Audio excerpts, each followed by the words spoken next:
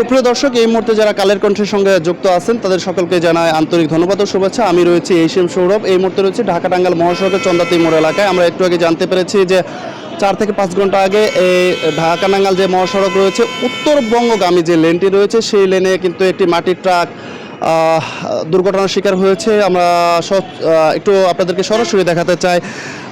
এই মাটির ট্রাকটি কিন্তু যে মহাসড়ক রয়েছে সেই মহাসড়কের ডিভাইডারের সাথে এসে ধাক্কা লেগে যায়। এই ধাক্কা লাগার পরে কিন্তু মহাসড়কের সামনের অংশ একেবারে ধসে যায় এবং ডিভাইডারের যে পিলারগুলো রয়েছে সেই পিলারগুলো কিন্তু সরে যায়। এতে করে কিন্তু ট্রাকটি একেবারে বিকল হয়ে পড়েছে। দীর্ঘ সময় যাবতে আমরা দেখতে পাচ্ছি ট্রাকের যে মালিক পক্ষ রয়েছে এবং ড্রাইভার হেল্পার রয়েছে, সেই সাথে আইনশৃঙ্খলা বাহিনীর যে ঊর্ধ্বতন কর্তৃপক্ষ রয়েছে তাদের নির্দেশে মাঠ পর্যায়ের যে আইনশৃঙ্খলা বাহিনীর সদস্য, ট্রাফিক পুলিশের সদস্য এবং জেলা পুলিশের সদস্য, হাইওয়ে পুলিশের সদস্য, তারা কিন্তু এই যানজট নিরসনে কাজ করছে। আমরা একটু জানিয়ে রাখি, এই সড়কটি অত্যন্ত ব্যস্ততম একটি মহাসড়ক। এই সড়ক দিয়ে 16টি জেলার মানুষ ঢাকা এবং গাজীপুরে প্রবেশ করে এবং ঢাকা থেকে গাজীপুর থেকে উত্তরবঙ্গে প্রবেশ করে। নবীনগর থেকে চন্দ্রার দিকে আসতে যে লেন এবং সেই লেন দিয়েই কিন্তু উত্তরবঙ্গে মানুষ প্রবেশ করে।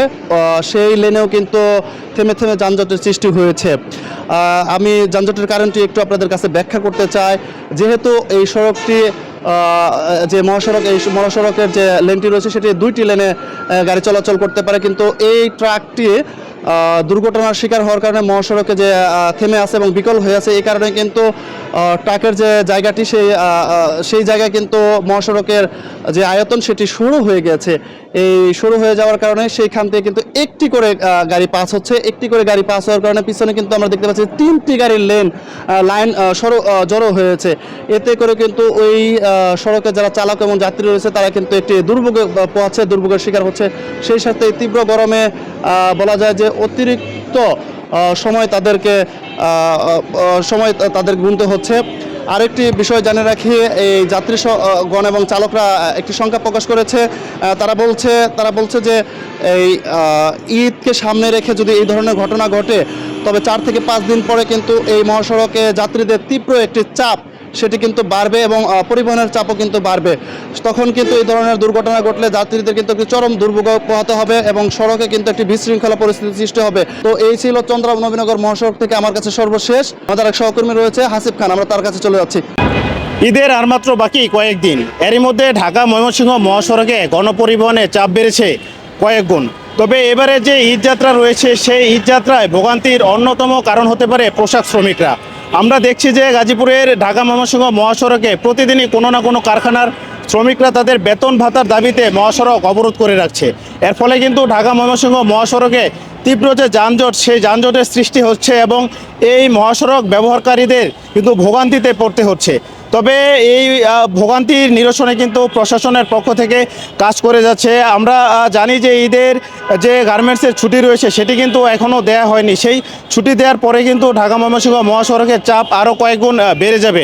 আমরা এই মুহূর্তে গাজীপুরের চান্দনা চৌরাস্তায় রয়েছি, আপনাদেরকে দেখানোর চেষ্টা করছি যে মহাসড়কে কিন্তু গাড়ির যে চাপ সেটি কিন্তু রয়েই গিয়েছে। আজকে সকালেও কিন্তু যে টঙ্গীর যে আকাশ মার্কেট এলাকা রয়েছে এবং হাসান মার্কেট এলাকা রয়েছে সেখানেও কিন্তু পোশাক শ্রমিকরা বেতন ভাতার দাবিতে মহাসড়ক অবরোধ করে রাখে। তার ফলে কিন্তু সকালের যে যানজট, সেই যানজট কিন্তু এখনও লক্ষ্য করা যাচ্ছে। তবে যানজটের অন্যতম আরেকটি কারণ হচ্ছে যে যত্রতত্র দাঁড়িয়ে যে বাস রয়েছে, অর্থাৎ গণপরিবহনে কিন্তু যাত্রী ওঠানামা করা হয়।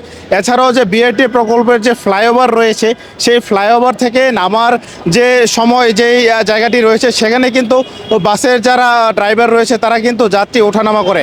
এর ফলে কিন্তু গাড়ির যে গতি, সেই গতিটি কিন্তু অনেকাংশে কমে যায়।